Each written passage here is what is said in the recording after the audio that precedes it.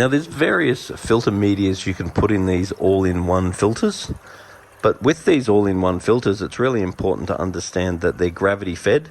So the water gets pumped from the aquarium up and then get dumped down through this top section.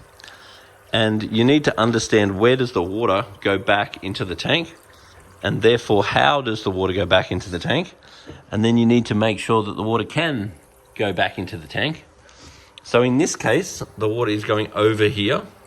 So it's super important that nothing is blocking that hole that's allowing the water to go back in, and nothing's blocking this gate. Now, if you go having filter material that's blocking this gate, then what happens is the water can't go back in, then the water will build up.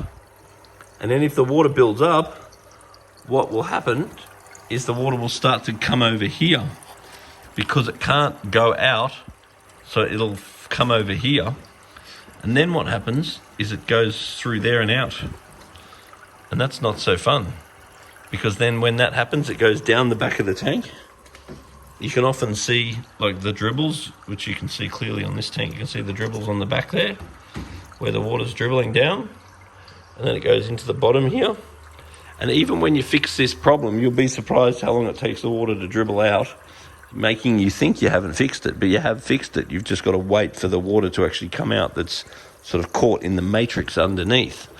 So once again, in this particular filter, we've got some noodles, which are these biological medias. Now, the most important thing about these noodles is that you never clean them in water from the tap, because you don't want the chlorine in the tap water killing the good bacteria on the noodles. So you want to, every now and then, take the noodles out, put them in a bucket of water that you've drained out of the tank. You can then rinse all the crap out of the noodles. You might be surprised how much crap is under that grid that the noodles sit on. In the future, you could also consider improving the noodles, because these noodles, you could get rid of them slowly over time and replace it for Marine Pure, because Marine Pure is a biological media that is not only able to grow nitrifying bacteria, but also parallel denitrifying bacteria, and it's about something like 20 times more effective. So you can get much better medias to upgrade your filter with than what the noodles that come with it. So there's also a sponge here. That sponge would also be best cleaned in water from the fish tank, not water from the tap, because you're going to grow good bacteria in this sponge, and the good bacteria that grows in this sponge is going to help break the waste from the fish down. This filter also has some polyfilter. Now, the polyfilter is God's gift to fish tanks. It is really amazing. It starts off white, and then over a period of time, it'll turn dark brown like this one, and then eventually black. So you want to replace this when it's dark brown, but you definitely want to replace it by the time it turns black. And that will adsorb and absorb anything impure out of your water. So this stuff here is absolutely magic, but this stuff's pretty much used up. Then we've also got some filterable here. Now, the filterable is just mechanical, so it's really important that the filterable is thrown away or washed as it gets dirty, because what you don't want to do is collect all the crap here and then pass the volume of the water several times an hour past that crap. So as this gets dirtier, the more often it's cleaned or replaced, the more effective it is. So in a perfect world, in these filters, you'd probably have Polyfilter and Marine Pure. But if you're going to have other medias, that's totally fine. You just need to understand how to use them. And you need to make sure that the water can easily exit the top. You also want to make sure that your tank's not overfilled too much, because with these tanks, if the water splashes one way, the water goes underneath this little coping here and can dribble around and can dribble out of the aquarium, which is not too much fun. And you also want to make sure your tank's quite level.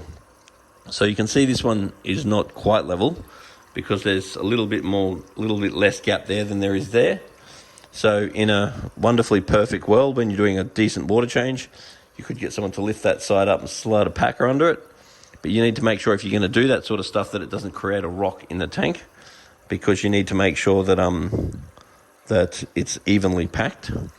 So if you just change one thing at a time and just make sure that if you do have any water leakage, that you can work out what it is. The other thing is the air stones you got to watch, particularly if the water level's super high, because if the air stone's throwing all the water up and flicking it all over the surface of the tank. And that'll create like what looks like an extreme condensation. And that's particularly bad if there is a lean on the tank, because if it's flicking all the water up all over the surface and then it's sort of going off in one direction, that's going to make it more likely to fall out of the aquarium. So here's just a whole bunch of things that you can look for, but understanding your filters, understanding how it works, and not necessarily jumping to my tank leaks if you get a little bit of water, because it isn't necessarily the tank that leaks. It may be an obstruction of the filter.